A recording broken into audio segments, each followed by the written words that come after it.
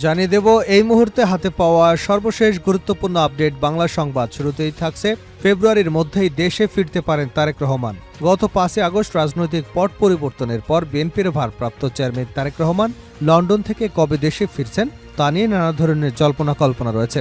বিশেষ করে 21 August grenade হামলা মামলায় বেকসুর খালাস পাওয়ার পর বিএনপির সর্বস্তরের নেতাকর্মী সহ সাধারণ জনগণের মধ্যে এ নিয়ে জানার আগ্রহ বেড়েছে।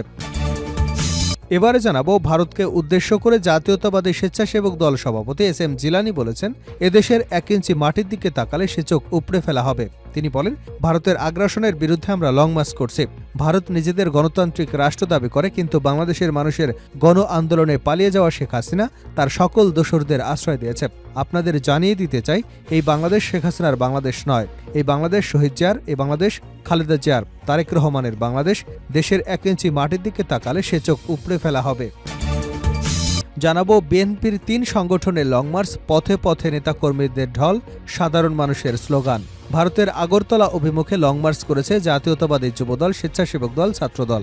লং মার্চের গাড়ি বহরকে শুভেচ্ছা জানাতে সড়কের দুপাশে ঢল নেমেছে বিএনপি নেতাকর্মীদের পাশাপাশি সাধারণ মানুষের উপস্থিতিও দেখা গেছে। জানিয়ে দেব চাঞ্চল্যকর সংবাদ, কামরাঙ্গীরচরে ব্যবসায়ী নুরে আলম হত্যার রহস্য উদ্ঘাটন, গ্রেপ্তার 3।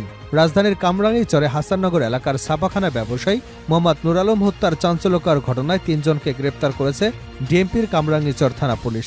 এ সময় তাদের কাছ থেকে হত্যার ঘটনায় ব্যবহৃত একটি হাতুড়ি, একটি কাঁচি এবং 2টি চাকু উদ্ধার করা হয়। এবারে থাকছে চিনয় কৃষ্ণ দাসের আগাম জামিনের শুনানি নাকচ। বাংলাদেশ সম্মিলিত সনাতনী জাগরণ জোটের মুখপাত্র চিনয় কৃষ্ণ দাস ব্রহ্মচারীর জামিন শুনানির অনুমতি চেয়ে করা আবেদন নাকচ করে দিয়েছেন আদালত। বুধবার অবকাশকালীন চট্টগ্রাম মহানগর দায়রা জজ মোহাম্মদ সাইফুল ইসলাম আদেশ দেন। রাষ্ট্রপক্ষের কৌশলী জানান, জাতীয় পতাকা অবমাননার অভিযোগে রাষ্ট্রদ্রোহ মামলায় গ্রেপ্তার চিনয়ের পক্ষে আইনজীবীর ওকালতনামা না থাকায় আবেদন নাকচ করা হয়েছে। এবং সর্বশেষ জানাবো আন্তর্জাতিক সংবাদ, সিরিয়ায় 48 ঘণ্টা ইসরায়েলের 480 হামলা। সিরিয়ায় গত 48 ঘণ্টায় 480টি হামলা চালিয়েছে ইসরায়েল।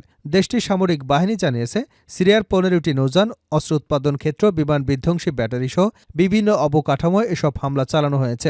এতে সিরিয়ার সামরিক সক্ষমতার প্রায় 70 থেকে 80% বিধ্বস্ত হয়েছে বলে দাবি ইসরায়েলের। এতক্ষণ শিরোনাম শুনছিলেন, এবার বিস্তারিত। প্রিয় দর্শক, আপনি যদি এই চ্যানেলে নতুন হয়ে থাকেন, ভিডিওটি দেখতে দেখতে চ্যানেলটি সাবস্ক্রাইব করে আমাদের সঙ্গে থাকুন। আর এই ভিডিও সম্পর্কে আপনি আপনার মূল্যবান মতামতটি কমেন্ট বক্সে জানিয়ে দিন। আর হ্যাঁ প্রিয় দর্শক, জানিয়ে দিন ভিডিওটি কোথা থেকে দেখছেন। ফেব্রুয়ারির মধ্যেই দেশে ফিরতে পারেন তারেক রহমান। গত 5 আগস্ট রাজনৈতিক পট পরিবর্তনের পর বিএনপির ভারপ্রাপ্ত চেয়ারম্যান তারেক রহমান লন্ডন থেকে কবে দেশে ফিরবেন তা নিয়ে নানা ধরনের জল্পনা কল্পনা শুরু হয়েছে। বিশেষ করে 21 আগস্ট গ্রেনেড হামলা মামলায় বেকসুর খালাস পাওয়ার পর বিএনপির সর্বস্তরের নেতাকর্মী সহ সাধারণ জনগণের মধ্যে এ নিয়ে জানার আগ্রহ বেড়েছে। এদিকে বিএনপি এবং এর অঙ্গ ও সহযোগী সংগঠনের নেতাকর্মীরা সামাজিক যোগাযোগ মাধ্যমে লিডার আসছে এ ধরনের প্রচারণা চালাচ্ছেন।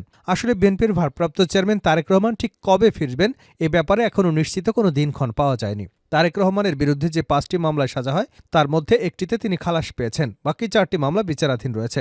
দ্রুততম সময়ের মধ্যে মামলায় খালাস পেলে জানুয়ারি-ফেব্রুয়ারি নাগাদ তিনি দেশে ফিরতে পারেন বলে বিএনপিতে আলোচনা রয়েছে। তবে দলটির অভ্যন্তরে খোঁজ নিয়ে জানা গেছে, বিএনপির ভারপ্রাপ্ত চেয়ারম্যান দেশে ফেরবার তারিখ এখনও সুনির্দিষ্ট হয়নি। তার দেশে ফেরার ইস্যুটি একদিকে যেমন আইনি দিক রয়েছে, অন্যদিকে একটি রাজনৈতিক বিষয় বলেও মনে করছেন কেউ কেউ। উন্নত চিকিৎসার জন্য বিএনপি চেয়ারপারসন খালেদা জিয়া কখন বিদেশে যেতে পারেন ও ভারপ্রাপ্ত চেয়ারম্যান তারেক রহমান কখন দেশে ফিরতে পারেন এ ব্যাপারে লন্ডন সফররত দলের মহাসচিব মির্জা ফখরুল ইসলাম আলমগীর দেশে ফিরলে কিছুটা স্পষ্ট হতে পারবে বলে অনেকেই ধারণা করছেন। বৃহস্পতিবার দেশে ফেরার কথা রয়েছে বিএনপির মহাসচিবের। তবে তারেক রহমানের দেশে ফেরার পথ প্রশস্ত হচ্ছে জানিয়ে এক আইনজীবী বলেছেন, সাজা হওয়া 4টি মামলা সহ 39টির মতো মামলা আইনি প্রক্রিয়া নিষ্পত্তির অপেক্ষায় রয়েছে। দেশের 1 ইঞ্চি মাটির দিকে তাকালে চোখ উপড়ে ফেলা হবে। ভারতকে উদ্দেশ্য করে জাতীয়তাবাদী স্বেচ্ছাসেবক দল সভাপতি এস.এম. জিলানী বলেছেন, দেশের 1 ইঞ্চি মাটির দিকে তাকালে সে চোখ উপড়ে ফেলা হবে। তিনি বলেন, ভারতের আগ্রাসনের বিরুদ্ধে আমরা লং মার্চ করেছি। ভারত নিজেদের গণতান্ত্রিক রাষ্ট্র দাবি করে, কিন্তু বাংলাদেশের মানুষের গণ আন্দোলনে পালিয়ে যাওয়া শেখ হাসিনা তার সকল দোসরদের আশ্রয় দিয়েছে। আপনাদের জানিয়ে দিতে চাই, এই বাংলাদেশ শেখ হাসিনার বাংলাদেশ না। এই বাংলাদেশ শহীদ জিয়া, খালেদা জিয়ার, তারেক রহমানের বাংলাদেশ। এদেশের 1 ইঞ্চি মাটির দিকে তাকালে সে চোখ উপড়ে ফেলা হবে। বুধবার ভৈরব মোড়ে এক পথসভায় তিনি এসব কথা বলেন। ভারতের আগরতলায় বাংলাদেশ ডেপুটি হাই কমিশনে হামলা এবং বাংলাদেশের জাতীয় পতাকা অবমাননা, সাম্প্রদায়িক দাঙ্গা বাঁধানোর ষড়যন্ত্রের প্রতিবাদে ঢাকা থেকে আগরতলার অভিমুখে লং মার্চে ভৈরবে যুবদল সভাপতি, যুবদল, স্বেচ্ছাসেবক দল এবং ছাত্রদলের লং মার্চ চলছে। ভারতের বিভিন্ন কর্মকাণ্ডের সমালোচনা করে জিলানি বলেন, ভারত বাংলাদেশের বন্ধু নয়, বিশেষ করে সেখানে শেখ হাসিনা থাকে। বাংলাদেশের শত্রু থাকে, সেই ভারত বাংলাদেশের বন্ধু হতে পারে না। যুবদলের সাধারণ সম্পাদক নুরুল ইসলাম নয়ন বলেন, ভারত বাংলাদেশের পাশাপাশি রাষ্ট্র। আমরা বলেছি ভারত বন্ধু রাষ্ট্র, কিন্তু সেখানে আমাদের হাই কমিশনে হামলা হয়েছে, পতাকা পুড়িয়েছে, সীমান্তে আমাদের দেশের নাগরিকদের গুলি করে মারছে, ফেলানিকে হত্যা করে কাঁটাতারে ঝুলিয়ে রাখে।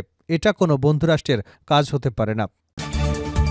পথে পথে নেতাকর্মীদের ঢল, সাধারণ মানুষের স্লোগান। ভারতের আগরতলা অভিমুখে লং মার্চ করেছে জাতীয়তাবাদী যুবদল, স্বেচ্ছাসেবক দল এবং ছাত্রদল। লং মার্চের গাড়ি বহরকে শুভেচ্ছা জানাতে সড়কের দুপাশে ঢল নেমেছে বিএনপি নেতাকর্মীদের পাশাপাশি সাধারণ মানুষের উপস্থিতি দেখা গেছে।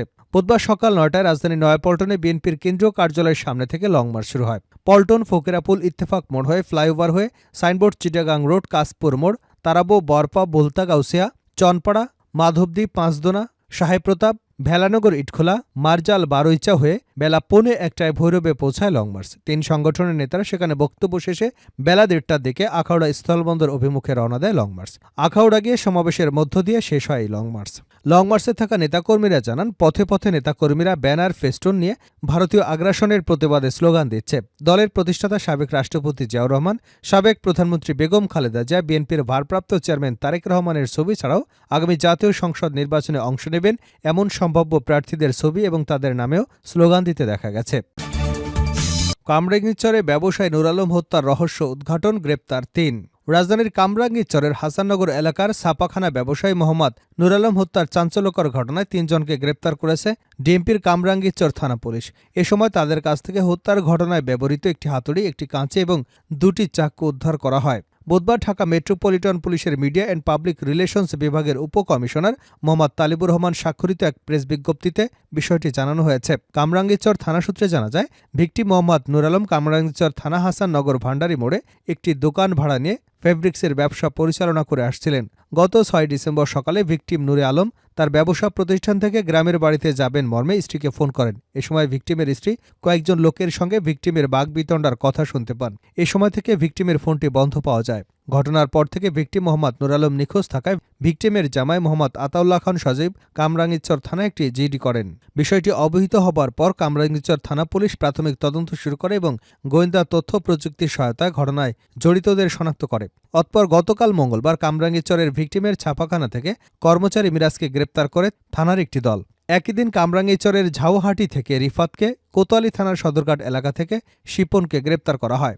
আসামিদের প্রাথমিক জিজ্ঞাসাবাদে প্রাপ্ত তথ্যে জানা যায়, গত শুক্রবার ভোর আনুমানিক 4:25 থেকে 4:45 মধ্যে গ্রেপ্তারকৃত শিপন, মিরাজ, রিফাত এবং পলাতক জিয়াদসহ অজ্ঞাত 2 থেকে 3 জনের সহায়তায় ভিকটিমের মাথায় হাতুড়ি দিয়ে এবং শরীরের বিভিন্ন স্থানে চাকু দিয়ে আঘাত করে হত্যা করা হয়। এরপর তারা মৃতদেহ বাথরুমে নিয়ে 2 খণ্ড করে। অতঃপর ভিকটিমের মৃতদেহ যাতে কেউ খুঁজে না পায় সেজন্য মৃতদেহ গুম করবার উদ্দেশ্যে মৃতদেহের খণ্ড 2টি পলিথিন ব্যাগ এবং কাপড় দ্বারা পেঁচে একটি বস্তায় ভরে ছাপাখানার ভেতরে টেবিলের নিচের মেঝে ভেঙে মাটি চাপা দেয়। এরপর জায়গাটি বালু ও সিমেন্ট দ্বারা ঢালাই করে দেয়। গ্রেপ্তারকৃতদের দেখানো মতে পুলিশ ছাপাখানার ভেতর থেকে মেঝের ঢালাই ভেঙে ভিকটিমের 2 খণ্ড মৃতদেহ উদ্ধার করে।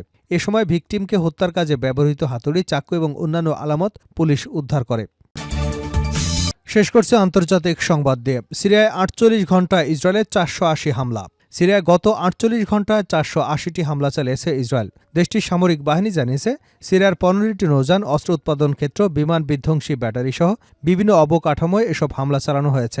এতে সিরিয়ার সামরিক সক্ষমতার প্রায় 70 থেকে 80% বিধ্বস্ত হয়েছে বলে দাবি ইসরায়েলের। যুক্তরাষ্ট্রের সম্প্রচার মাধ্যম সিএনএন এবং ইসরায়েলি সংবাদ মাধ্যম টাইমস অফ ইসরায়েলের প্রতিবেদন থেকে এ তথ্য জানা গেছে। ইসরায়েল বলছে, আসাদ সরকারের পতনের পর অস্ত্র যাতে চরমপন্থীদের হাতে চলে না যায় সেজন্য এই পদক্ষেপ নিয়েছে তারা। এক বিবৃতিতে ইসরায়েলি প্রতিরক্ষা বাহিনী জানিয়েছে, আসাদ সরকারের পতনের পর সিরিয়ার সামরিক সম্পদ যুদ্ধের আওতার বাইরে রাখার প্রচেষ্টার অংশ হিসেবে এসব হামলা হয়েছে। সিএনএনের প্রতিবেদনে বলা হয়েছে, আসাদ সরকারের পতনের পর সিরিয়ায় ইসরায়েল কঠোর সামরিক হামলা চালিয়েছে।